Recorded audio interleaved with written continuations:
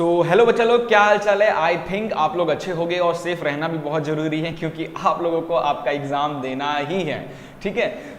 आज अपन एक नया चैप्टर है फिजिक्स का, चैप्टर नंबर 11, जिसका हम यहाँ पर डिस्कशन करने वाले हैं human I and colourful world के जो एमसीक्यू क्वेश्चंस हैं वो हम इस वीडियो में कराने वाला हूँ। ठीक है, वो भी रिड्यूस्ड सिलेबस के अकॉर्डिंग, क्योंकि जैसे कि हमें पता है human I and colourful world से काफी सारा इंपॉर्टेंट टॉपिक कट चुका है बिकॉज ऑफ कोविड-19, है ना। तो जो पार्ट आ रहा है उस पार्ट से कितने एमसीक्यूज बन सकते हैं वो सारे के सारे एमसीक्यूज मैं इस वीडियो में कराने वाला हूं आपको। ठीक है, और टोटल 18 एमसीक्यूज मैं कराऊंगा जिससे आपको काफी हेल्प मिलेगी गाइस। ये वीडियो देखने के बाद आपका ये चैप्टर में और आपका नॉलेज बूस्ट हो जाएगा। बिल्कुल देरी नहीं करते हैं, कंप्यूटर स्क्रीन पे चलते हैं और आज का सेशन स्टार्ट करते हैं। बट उससे पहले एक छोटी सी आप लोगों से रिक्वेस्ट है, चैनल को सब्सक्राइब, वीडियो को लाइक और शेयर जरूर करें। चलिए शुरू करते हैं।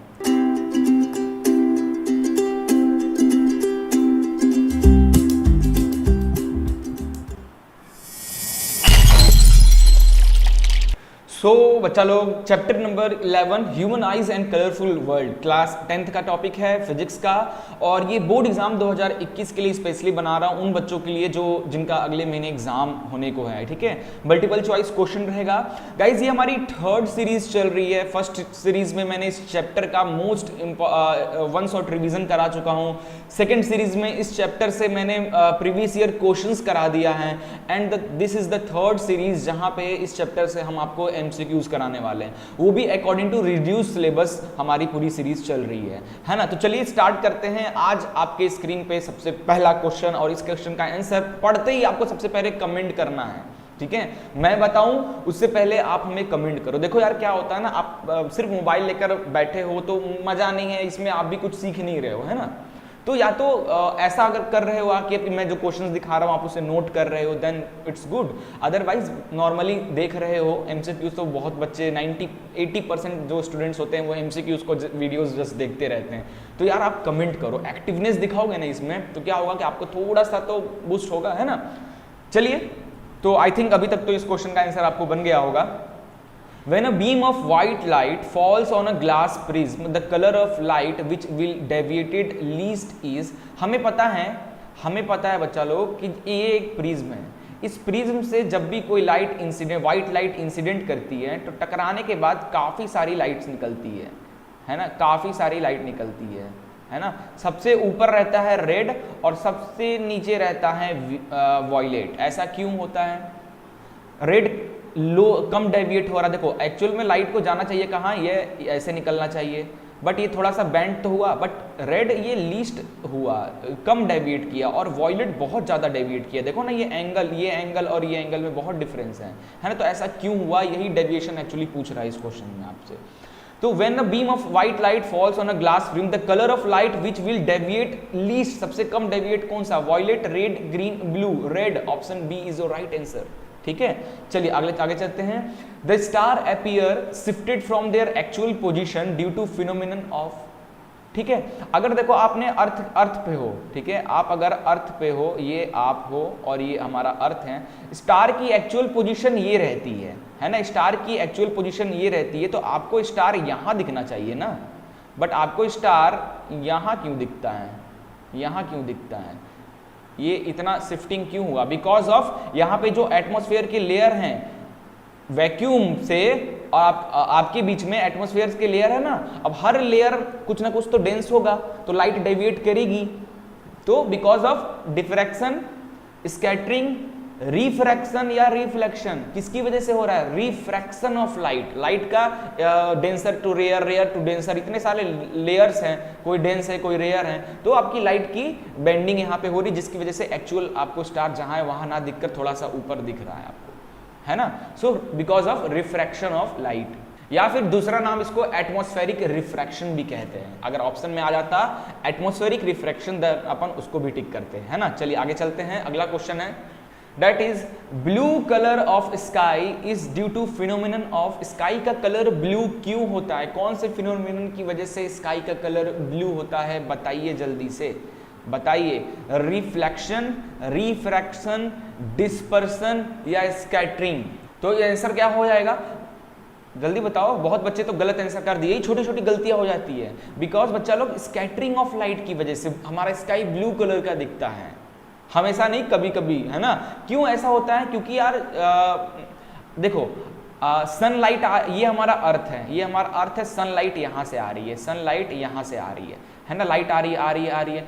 अब जब एटमॉस्फेयर में एंट्री करती है तो मैक्सिमम, अब लाइट स्कैटर, क्योंकि वाटर मॉलिक्यूल्स है ना, एटमॉस्फेयर में वाटर मॉलिक्यूल्स है, तो वाटर मॉलिक्यूल्स में मैक्सिमम जो लाइट है ना, रेड कलर वो डेविएट करके बहुत ज्यादा एंगल पे डेविएट कर जाती है, बच जाता है सिर्फ ब्लू कलर वाला, है ना, स्कैटर बच्चा, तो वही ब्लू कलर हमको दिखता है ना। चलिए आगे चलते हैं। Which of the following figure correctly represent the passage of white light through a prism? कौन सा करेक्ट डायग्राम है? A, B, C, D। तो ये व्हाइट लाइट गया, ये भी सही, ये लग रहा है व्हाइट लाइट गया, ये तो एकदम गलत हो गया।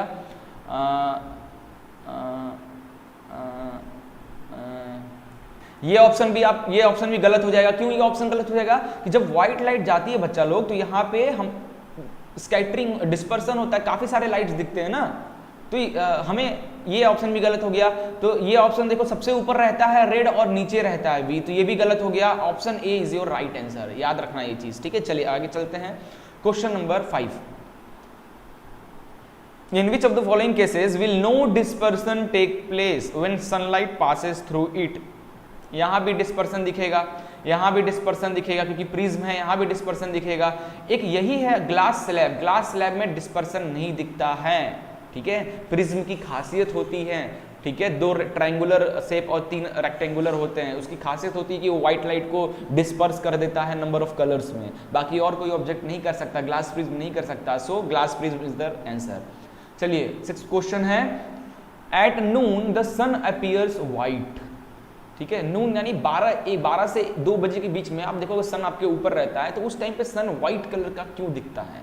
Light is least scattered, all the color of white light are scattered away, blue color is scattered the most। अगर blue color most scattered होता तो हमें blue color पूरा दिखता, red color is red तो दिखता नहीं है, तो क्या ऑप्शन हो सकता है? ठीक है, देखो रेड कलर तो होगा नहीं, अगर होता red colour is scattered the most तो रेड कलर दिखता, दोपहर के टाइम पे स्काई रेड नहीं दिखता है, ना ही सन हमारा रेड दिखता है, ना ही ब्लू दिखता है। अगर व्हाइट लाइट स्कैटर्ड अवे, ऊपर ही चल जा रहा, तो फिर जो कलर बचेगा क्या? ये भी नहीं होगा। लाइट इज लीस्ट स्कैटर्ड, जो लाइट होते हैं वो बहुत कम स्कैटर्ड होते हैं, स्कैटर्ड हो ही नहीं पाते, इसीलिए व्हाइट कलर व्हाइट ही दिखता है हमको। व्हाइट सनलाइट आती है वो स्कैटर्ड नहीं हो पाती है, ठीक है, तो हमें व्हाइट सन व्हाइट ही कलर का दिखता है। ये डिपेंड करता है एंगल पे, क्योंकि हम जानते हैं सन हमारा ऊपर ही 90 डिग्री के आसपास पहुंच जाता है, और वी नो डेट 90 डिग्री पर रिफ्रैक्शन क्या होता है, याद आया? चलिए आगे चलते हैं। Which of the following phenomenon of light are involved in the formation of rainbow? Rainbow formation में किस तरीके की फिनोमिनन अकर्स होता है? Reflection, refraction, dispersion, refraction, dispersion and total internal reflection. बताओ भाई, हिंट तो मिल गया आपको, तो जल्दी बताओ। तो एक बबल्स ये बबल्स रहा, यहाँ पे लाइट आती है, फिर ये देखो ये एयर है और ये वाटर वेबल है डेंसर, तो इसके अंदर क्या होती है? यहाँ पे पहला हो गया रिफ्रैक्शन, यहाँ पे हो गया रिफ्रैक्शन, उसके बाद ये कहीं टकराती है और इसके अंदर टकराते इस तरीके से अंदर क्या होता है? टोटल इंटरनल रिफ्लेक्शन होता है, एंड देन लाइट फिर बाहर निकल जाती है और कलर्स देती है, तो इसको कहते हैं डिस्पर्सन। तो यहाँ पे हो गया डिस्पर्सन, है ना, यहाँ पे रिफ्रैक्शन, और अंदर क्या हो गया? टोटल कहेंगे तो टोटल में सब आ जाएगा, इसको अपन जस्ट रखते हैं इंटरनल रिफ्लेक्शन, ठीक है। अंदर क्या हो रहा है? रिफ्लेक्शन हो रहा है, तो इंटरनल रिफ्लेक्शन, टकरा के आ रहा है, इंटरनल रिफ्लेक्शन कहेंगे। तो ऑप्शन सी इसका आपका सही आंसर हो जाएगा, रिफ्रैक्शन, डिस्पर्सन और इंटरनल रिफ्रैक्शन। ये 3 चीज होता है जब भी रेनबो फॉर्म होता है, ठीक है। चलिए आगे चलते हैं। Twinkling of star is due to atmospheric, star twinkling कर रहा है, क्यों? Because of atmospheric light star twinkle dance नहीं कर रहा, उसके अंदर दीपावली वाला बल्ब नहीं लगा हुआ है। हमारा एटमॉस्फेयर है ना, हमारा ट्रोपोस्फेयर, स्ट्रेटोस्फेयर, इसकी वजह से जब लाइट आती है तो वो अपनी एंगल बैंड करती रहती है, अलग अलग लेयर की अलग अलग डेंस होती है ना, उसकी वजह से लाइट हमें ऐसे ऐसे करते हुए आती है, तो वही हमें स्टार ट्विंकलिंग की तरह दिखता है। तो refraction of light by different layer of varying refractive index, scattering of light by dust particle, internal reflection of light by clouds, dispersion of light by water droplets. मिल गया होगा आई थिंक आंसर आपको इसका। क्या हो जाएगा? इसका answer हो जाएगा refraction of light by different layer of अब लेयर डिफरेंट है तो उनकी डेंस भी अलग है, तो रिफ्रैक्टिव इंडेक्स भी अलग होगी, है ना। चलिए आगे चलते हैं। The clear sky appears blue, क्यों ब्लू दिखता है भाई? क्लियर स्काई, हम जब एकदम स्काई क्लियर होता है तो ब्लू क्यों दिखता है? क्योंकि जो ब्लू कलर है वो सबसे ज्यादा स्कैटर्ड होता है एट द टाइम, ठीक है। So blue light get absorb in the atmosphere, अगर ब्लू लाइट एब्जॉर्ब हो जाएगा एटमोस्फेयर में तो वो तो दिखेगा ही नहीं। Ultraviolet radiation are absorb, इससे कोई लेना ही देना नहीं है। Violet and blue light get scattered more than light of all other colour by atmosphere. अब बेस मिल गया, यही option C is your right answer, आगे पढ़ने की जरूरत ही नहीं है ना। चलिए आगे चलते हैं। Question number 10, which of the following statement is correct regarding the propagation of light of different colour of white light in air? Red light move fastest, yes, red light बहुत तेजी से मूव करता है, इसकी वेवलेंथ ज्यादा होती है जिसकी वजह से वो कम डेविएट होता है। Blue light move faster than green light, अब तो विबग्योर याद होगा आपको, विब GYOR, सबसे फास्टर देन, सबसे फास्ट होता है रेड। फिर इस तरीके से ये कम स्पीड की बात करेंगे, वेवलेंथ की बात किया जाए या आप स्पीड की बात करो, कम होता रहता है। तो blue light move faster than green, not. All the colour of white light move with the same speed, नहीं, सेम स्पीड से मूव करेगा तो फिर व्हाइट लाइट निकलेगा ना। अलग अलग कलर कैसे स्कैटर्ड, अलग अलग जो व्हाइट कलर, व्हाइट लाइट के अंदर जो कलर्स छुपे हैं वो सबकी वेवलेंथ अलग अलग है, सब अलग अलग स्पीड से ट्रेवल करती है, तभी तो वो अलग पूरा स्कैटरिंग दिखता है आपको। Yellow light move with the yellow light moves with the mean speed as that of red and violet, red and violet, और येलो कलर कहाँ है ये? अरे कैसे यार इसमें तो कोई ऑप्शन ही नहीं मिला यार इस क्वेश्चन में। इस क्वेश्चन में तो कुछ पूछ रहा है कि विच of the following statement is correct regarding the propagation of light of different colour of white light in the air, ठीक है। तो blue light move faster than green, ये तो ऑप्शन होगा ही नहीं, है ना, ये ऑप्शन तो पॉसिबल ही नहीं है। Yellow light move mean speed, ये भी पॉसिबल नहीं है। All colour of white light move with same speed से मूव करेगा तो फिर यार कैसे हमारा प्रोपोगेशन होगा, है ना। Red light move fastest, yes, अपन ये ऑप्शन को टिक कर सकते हैं कि रेड लाइट ज़्यादा तेजी से मूव करता है व्हाइट के, इसीलिए वो कम डेविएट होता है। इस तरीके से सोचोगे तो ये आंसर को टिक किया जा सकता है ना। चलिए आगे चलते हैं। The danger signal installed at the top of tall building are in red colour, क्यों भाई? This can be easily seen from a distance because among all the other colour the red light is, other colours के मुकाबले जो red colour की light उसकी wavelength सबसे ज़्यादा होती है, यानी सबसे ज़्यादा स्पीड होती है, यानी वो सबसे कम स्कैटर और डेविएट होता है ना। तो is scattered the most by smoke और fog, is scattered least by smoke और fog, is absorb move fastest in air, क्या कर सकते हो ऑप्शन? क्योंकि यहाँ पे फॉग से रिलेटेड बात तो कहा नहीं है। इसके ऑप्शन की बात किया जाए, देखो फिर से पढ़ते हैं। The danger signal install top of building, this can be easily seen from a distance because among all the other colour the red light is scattered least by smoke और fog, this option is your right. Smog हो या fog हो चाहे कैसा भी हो, जो red light होता है वो बहुत कम डेविएट होता है।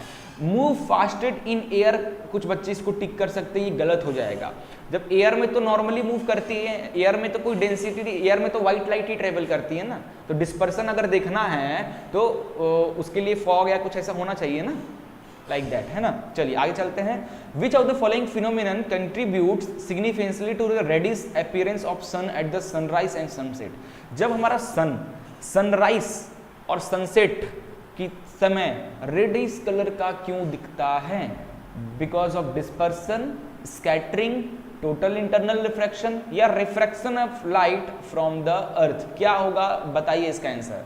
यस बच्चा लोग, because of scattering of light, light scattering of light और ड्यूरिंग द सनशाइन और सनसेट, ठीक है। बाकी जो कलर है ना वो आसमान की तरफ स्कैटर्ड कर जाते हैं, बट जो रेड कलर है ना वो कम डेविएशन है इसलिए हमारी तरफ स्कैटर्ड करता है, जिसकी वजह से हमें रेड कलर दिखता है, रेडिश टाइप का। चलिए, the bluish colour of water in deep sea due to, क्यों? The presence of algae and other planet, वो तो ग्रीन कलर दिखेगा ना। Reflection of sky in water, scattering of light या absorption of light by the sea, क्या answer होगा? यहां भी same answer, scattering of light, ठीक है। चलिए आगे चलते हैं। A student traces the path of a ray through a glass prism for 4 different values of angle of incidence. Okay. On analysing the diagram he likely to coincide that the emergent ray के साथ क्या हो रहा है। तो देखो यार, एक बंदा था, उसने क्या किया, एक प्रिज्म लिया, प्रिज्म में अगर ये नॉर्मल बोलूं तो इसने एक एंगल डाला 30 डिग्री पे इंसिडेंट लाइट डाली, तो फिर ये हुआ, और जो इमरजेंट रे निकला बाहर, जो इमरजेंट रे निकला वो भी नॉर्मल से 30 डिग्री पे ही निकलेगा। फिर उसने यही चीज देख रहा है, फिर उसने एंगल चेंज करके इस बार 40 डिग्री पे डाला, तो फिर देखा कि इमरजेंट रे भी 40 डिग्री पे निकल रहा है। इसका मतलब क्या है कि emergent ray is always parallel to, is always perpendicular, always bend at the angle of direction of incident ray. ठीक है, ये चीज ध्यान रखना। Option D is your right answer. बहुत इंपॉर्टेंट क्वेश्चन था ये। Question number 15, in the following diagram the path of ray of light passing through a glass prism is shown like this. इसी तरीके से लाइट पास करती है। In this diagram the angle of incidence, angle of emergence and the angle of deviation को आपको बताना है। ठीक है, तो एंगल ऑफ इंसिडेंस हो गया एंगल वाई, ये यही है ना, ये नॉर्मल से एंगल ये हो गया angle of incidence. Angle of emergent, तो इमरजेंट रे कहाँ है, ये निकल रहा है, तो नॉर्मल से, ठीक है, नॉर्मल से कितना एंगल हुआ, तो this is angle Q, angle of emergence. और एंगल ऑफ डेविएशन, डेविएशन क्या होता है, जो फर्स्ट इंसिडेंट लाइट जो जानी चाहिए वहां से इमरजेंट लाइट का जो डेविएशन, अगर इसको एक्सटेंड करोगे, this is angle P, this angle P is the angle of deviation. तो Y Q P, option D is your right answer. ठीक है, चलिए आगे चलते हैं। अगला क्वेश्चन है बच्चा लोग, the splitting of white light into its component of colour is called, इस फिनोमेनन को क्या कहते हैं। व्हाइट लाइट जब हमारे इसमें से जाती है फिर यहाँ काफी सारे कलर्स देती है, बिकॉज ऑफ डिस्पर्सन। ठीक है, डिस्पर्सन, भैया डिस्पर्सन, टिंडल इफेक्ट मत कर देना, है ना। चलिए आगे चलते हैं। Reason behind advance sunrise and delay sunrise. हम जानते हैं गाइस, सनसेट के वक्त सन ऑलरेडी राइज हो गया, क्या नाम है, सनसेट हो चुका होता है, फिर भी हमें सन दिखता रहता है। और सन साइन के टाइम सन ऑलरेडी उगा रहता है, बट सन फिर भी हमें नहीं दिखता है। ये ऐसा डिले क्यों होता है, बिकॉज ऑफ एटमॉस्फेरिक रिफ्रैक्शन। जब रिवीजन करा रहा था तब बहुत अच्छे से मैंने इसके बारे में एक्सप्लेन करके बताया था, वो वाला वीडियो जरूर देखना, डिस्क्रिप्शन में लिंक मिल जाएगी, प्लेलिस्ट मिल जाएगी, full physics for board exam 2021। उसमें आपको रिवीजन वीडियोस भी मिल जाएंगे, उसके अंदर आपको हर चैप्टर से previous year most important long answer भी मिल जाएंगे एंड एमसीक्यूज भी मिल जाएंगे। उस प्लेलिस्ट को ओपन कीजिए, सब आपको मिल जाएगा, है ना। चलिए, तो आज का आखिरी क्वेश्चन, बस इस चैप्टर से जो सिलेबस रिड्यूस हुआ है उसके अकॉर्डिंग इतने ही क्वेश्चन, इससे ज्यादा क्वेश्चन मिलेंगे ही नहीं आपको कहीं पे। ठीक है, चलिए क्या कह रहा है, after tracing the path of ray of light through a glass prism a student marked the angle of incidence, angle of refraction and angle of emergence and the angle of deviation as shown in the diagram.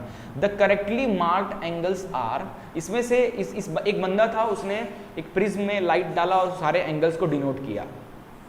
तो ये बताओ, angle आई इसने सही denote किया, yes. Angle emergent भी सही किया, yes. Angle r, angle of deviation, ये एंगल आर नहीं है, ये एंगल ऑफ डेविएशन होना चाहिए था। और ये यहाँ पे रिफ्रैक्शन तो यहाँ पे हुआ ना, तो ये एंगल आर होना चाहिए था, ये गलत किया है। तो यहाँ पे सही क्या है, आई और ई, बस यही सही है, बाकी दोनों गलत है ना। बस हो गया, इस चैप्टर से इतना ही पढ़ना है आपको। सो बच्चा लोग, आशा करता हूँ ये वीडियो काफ़ी इंटरेस्टिंग होगा आपको, काफ़ी आपके नॉलेज बूस्ट हुए होंगे, जो भी आपने रिवीजन किया कुछ ना कुछ अच्छी चीज़ें सीखने को जरूर मिला होगा। मिलते हैं आज फिजिक्स का जो अगला चैप्टर है इलेक्ट्रिसिटी, उसके मोस्ट इंपॉर्टेंट एमसीक्यूज पे। और 2 दिन में गाइज, और 2 दिन, कल और परसों 2 दिन के अंदर आपका पूरा का पूरा फिजिक्स का हम सब कुछ कंप्लीट करा दी, जैसे हमने वादा किया था आपको। Revision video, most important previous year and the MCQ, तीनों सीरीज हम खत्म करा दिए। और अगर हमारे पास टाइम बचता है गाइस, तो हम आपको केस स्टडी टाइप के क्वेश्चंस भी जरूर करवा देंगे, है ना। अभी मैथ्स का सीरीज चल रहा है, मैथ्स भी जल्द से जल्द हम कोशिश कर रहे हैं खत्म करने का। 15 तारीख तक, आई थिंक 15 तारीख से ज़्यादा ही लग जाएगा, कोशिश करते हैं खत्म करने की, है ना। उसके बाद आपके लिए बहुत सारे और भी वीडियो लाने हैं इंटरेस्टिंग टॉपिक्स पे। Just wait for this. Goodbye, take care and safe.